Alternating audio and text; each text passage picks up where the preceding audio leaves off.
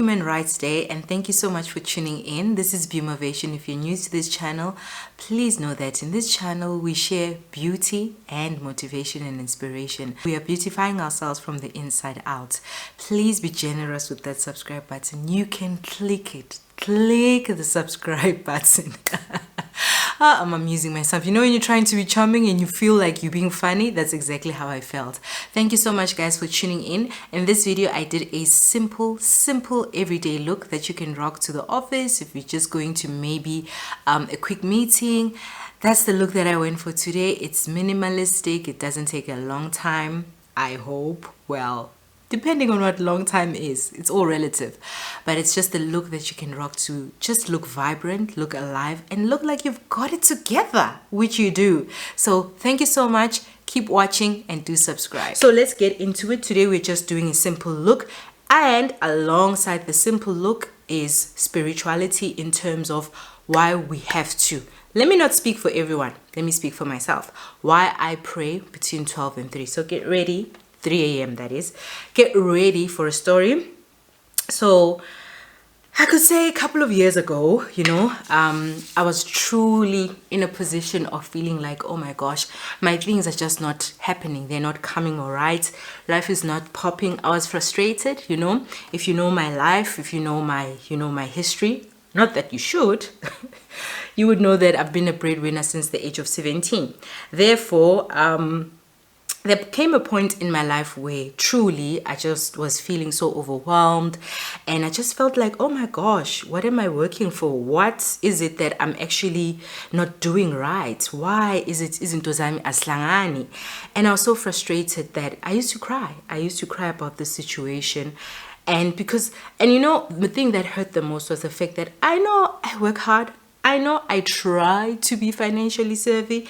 I know that I try to, do the right thing, have savings, have some little investments here and there. But come end of the month, it was just like things were just bad. Things were just bad.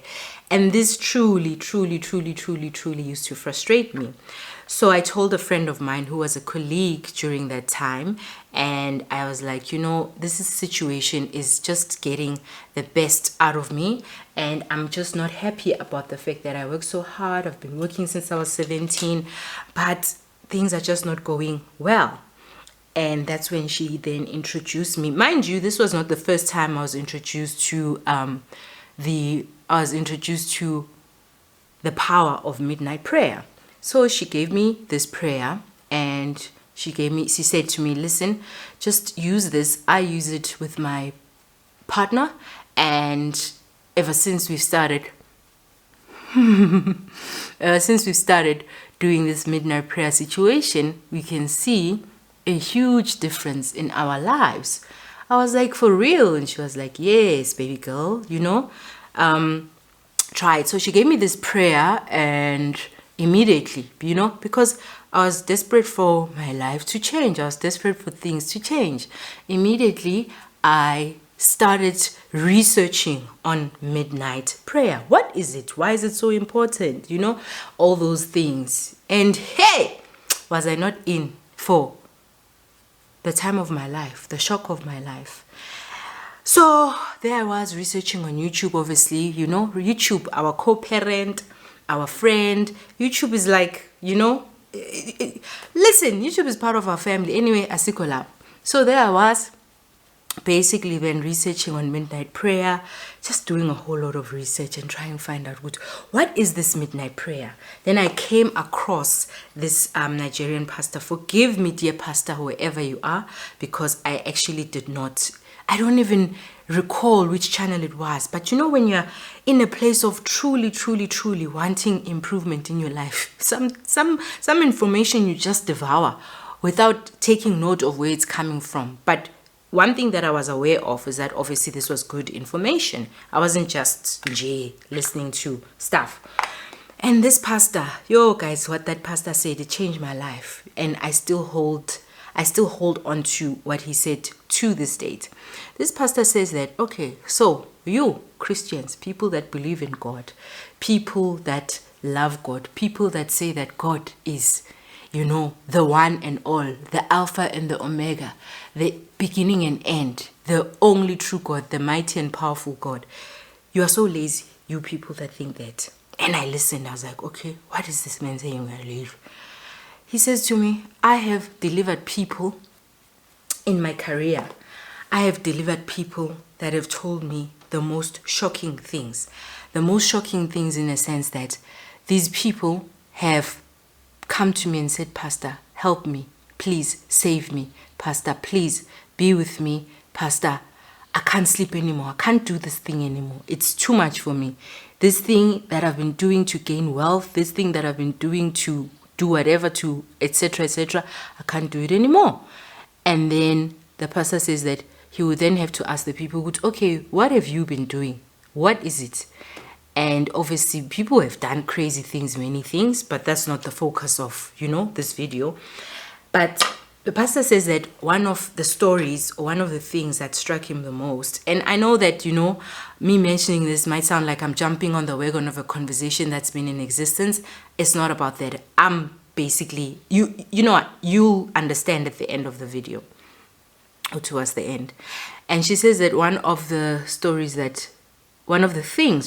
that this one guy told him is that, Pastor, I am a successful businessman.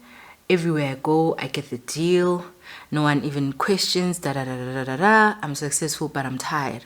I'm tired of what I am doing. So what I need now is honestly a change. And then the pastor says, so what have you been doing? And the pastor says, the reason I asked him what he was doing is because I wanted to kind of understand where are we going to start with this situation before I help. And the guy says, Pastor, I've got a snake. And the snake, every day at midnight, I have to pour water inside a jar or a vase. And then in the morning, I wake up and I drink that water. That water gives me power, etc., so that when I walk in, wherever I am, and things just go my way. And the pastor was like, okay, I guess we'll have to start with that big thing there. So that was the big thing.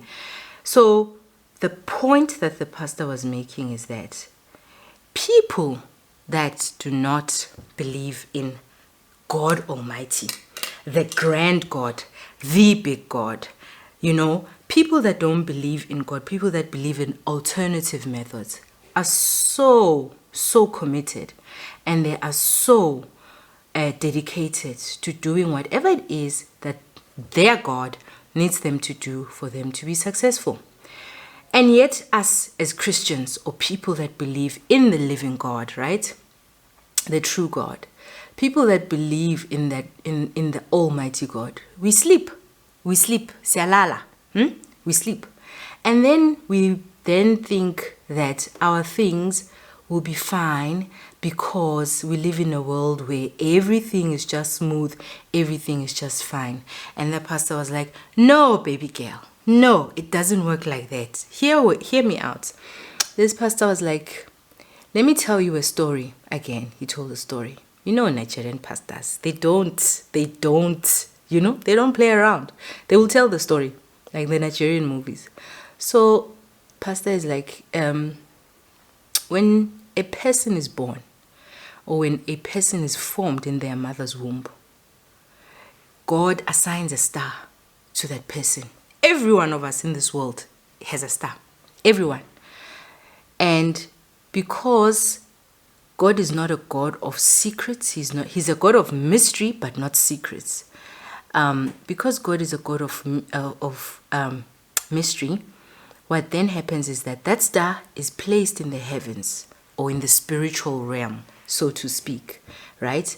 Hence, when the three wise men were looking for Jesus Christ, what did they follow?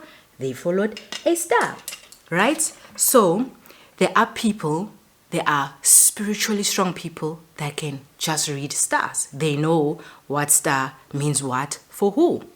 So with that said, when you were born, when I was born, God assigned to us a star. That star reads, or has, or it carries all of our fortunes in terms of our blessings, our talents, our gifts, everything, our capabilities, our everything. That's what that star carries. So what would then happen is that when you have people that believe in the alternative powers, the other guys that are like not our guy, because our guy is the big G, right? God Almighty, the living God, the Alpha and Omega, the guy. So when other guys believe in the other guys, who the other guys are not as grand as our guy. You get where I'm going, right?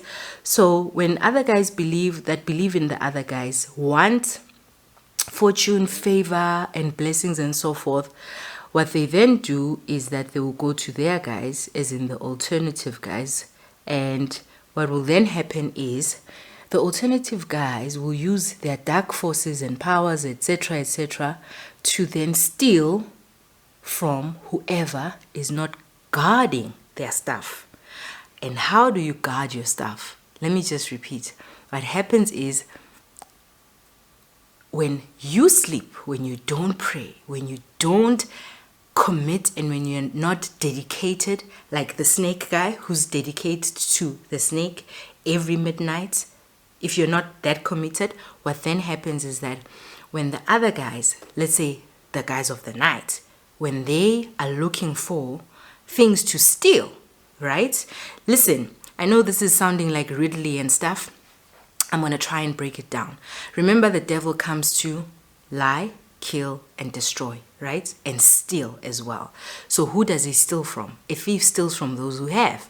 So in the spiritual realm, who has? I believe everyone has. Everyone has something amazing about them. But then, because thieves are just greedy and thieves don't care about people's livelihoods and thieves, listen, thieves are just out for themselves. They want short, quick way. They don't want the trouble of working, the trouble of praying. They just want what they want. So when those thieves, or when, let's say, this dark person that wants wealth, that wants blessings, that wants to live fabulously without going through all the trouble, they go to whoever that can do the job. You know what? I'm not even going to say who, because I don't want to be blasted. But they'll go to whoever, dark forces, dark magic, dark, right? And then that person will do their thing. And I guess they will be pointed to whoever's star to say, that person's star has got fame and fortune, But you know what? It's easy. You can get anything from that guy. Because why? That guy is sleeping. Bringing me to the power of midnight prayer. So why do we have to pray at midnight between 12 and 3? The word clearly says that the devil comes in the night like a roaring lion, meaning most things that have to do with our spirituality, our advancement, our everything happen while we sleep. We are most vulnerable when we sleep. We are so vulnerable when we sleep. Completely. That's why the thieves literally, even in the physical realm, they come when everyone is sleeping. Thieves usually don't come when there's people in the house singing, dancing. They do, but it's not often. They wait for you to sleep. So even in the spiritual world, when you're sleeping, you are completely vulnerable because you are out. And there's a lot that happens in the spiritual realm between 12 a.m. and 3 a.m. because it is one of the darkest times of the night. So when we wake up and pray, around midnight, between 12 and 3 a.m., we are pledging our alliance with God. We are then also protecting what God has gifted us with. We are basically saying, whoever is out there, whatever spirit, known to me or unknown to me, whatever spirit that is out there trying to steal from me, that spirit might just know and that spirit must just know that it's not going to happen. I am not going to lie down and let that spirit steal from me. Whatever it is that spirit is trying to steal, whatever it is that the spirit is trying to take, I am not going to let that happen. And as you practice this and as you keep doing this, you then realize as well that God's protection upon your life keeps increasing. Initially, you won't realize this.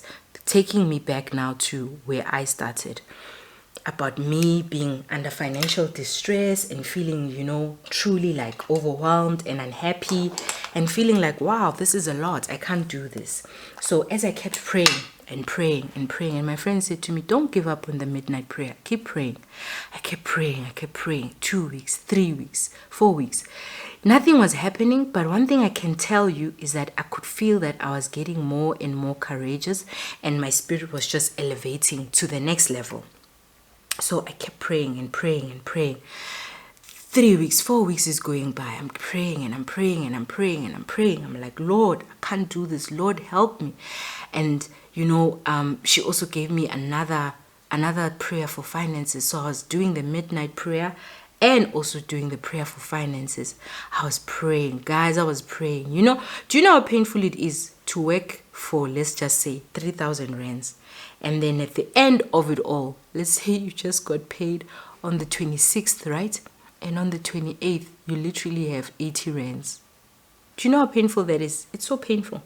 And when you look at what you've done, it's all the important things that have to be done. It's not even a situation where you went and you drank and all those things, So, yeah, you could have gone out, but you also deserve it because you work hard. You deserve to basically go out and, enjoy, have a nice time with, your friends or your whatever, whether it's loved ones, partner, boyfriend, or whatever the case may be. So you do deserve that. But obviously, if you're under a financial, spiritual attack, it's not going to happen. And that was my issue. I was like, no, man, this doesn't seem right. I do not completely agree with what is happening. Yes, I can be more financially savvy, granted. However, I just, I'm like, God. So I keep praying, because my friend said, do not cease. Just keep praying. So there I was, praying 3 weeks, 4 weeks, 5 weeks, around a month from when I started praying. I then get this opportunity. A friend of mine basically then says to me, okay, this is where I'm stuck. I don't know what I'm looking for, but I will find what I'm looking for. A friend of mine then says to me, hey, there's this great opportunity. Obviously, it's network marketing, but I think you can do great here. So I'm just asking if you are keen to try. Let's try. So what caught my attention was the fact that, at that point in time, my friend is doing quite well, as far as I can see. And she's already got a thriving property business. So in my mind, I was like, okay, if my friend who has a thriving property business can say that, okay, this is what I'm doing. Let's try this together. Let's see where and what can come out of it, so let's do it. And then I was like, cool, let's jump on it. And that's how, for those of you who know, that's how I started selling a detoxing tea. I won't mention names because, nobody's paying me for that.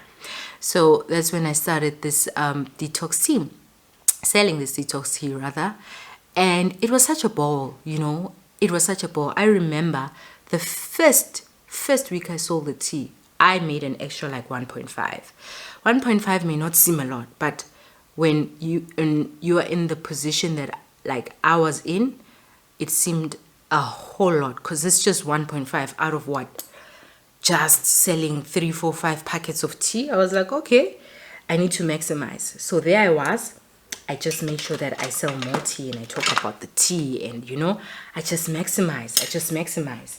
And from there, I remember just honestly making anything a week, anything between, like I said, 1.5 to sometimes 3.5. The most that I ever made, I'd say in 2 weeks was about 7 grand. And I truly and honestly believe that this was God answering my prayers on finance. This was God saying to me, I got you, I've heard you. And whatever it is that had caused you, as in me, to be so financially distressed, I'm going to take it away. I will lift up that situation from your shoulders. And truly, God did. and all it had to take was for me to just say, God, to open my mouth and just show that I am as dedicated as anybody else, and I'm dedicated to basically showing God that I trust God that you can change a situation, you can make things better, you can just, wow, you can just turn a situation around. And that's exactly what he did. So, guys, the power of midnight prayer is real. It is so real. And if you have any testimonies or anything or any questions, please share them, in the comment section, so that we can just give other people hope out there. Other people that most probably feel like, okay, God is just not answering my prayers, and I've been in this situation for such a long time, and I'm tired, and all I want is to progress in my life and not feel like I'm alone, and not feel like God doesn't exist, and not feel like God doesn't care, because God truly does care. I just think that it's us, people who believe in God, that sometimes take God for granted, where we just think he must just do. He must just do. If you say, yo, anglamali, yo, ngnamatata, we have this entitlement that God must just do as we please or as we want. I don't think it works like that. I don't think it will ever work like that. God is constant, however, he needs. Just like how other people are dedicated to their rituals and their funny things, I think God also needs us to just be the same way. Not even I think, I know. He needs us to be the same way. He needs us to actually rise to the occasion and actually say, this is what I'm going to do for me to show God that him and I are in the same. We are in the same, We're in the same boat, so to speak, or we're in the same team, because there are people out there that serve gods that are not even,